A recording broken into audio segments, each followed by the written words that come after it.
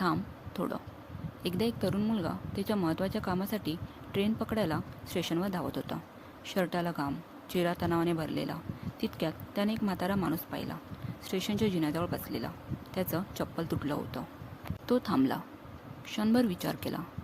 थांबलो तर ट्रेन चुकेल, नाही थांबलो तर माणूस चुकेल. तो त्या आजोबांजवळ गेला.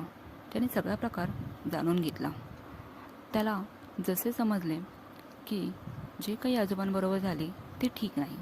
त्यांनी त्यांची सँडल घेतली आणि ती शिवून आणून दिली. हे बघून आजोबांच्या डोळ्यात मात्र पाणी भरून आले. तो मुलगा नंतर ट्रेन पकडू शकला की नाही हे कुणालाच माहीत नाही. पण त्या दिवशी एका वृद्धाच्या पायाला आधार मिळाला आणि त्या तरुणाच्या मनाला शांती.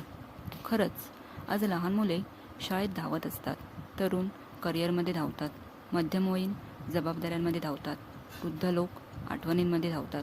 पण सगळ्यांमध्ये एक गोष्ट मात्र बघायला मिळते, हीच की सगळ्यांना कुठेतरी माहीत असतं, कधीकधी थोडं थांबणं हेही गरजेचं असतं.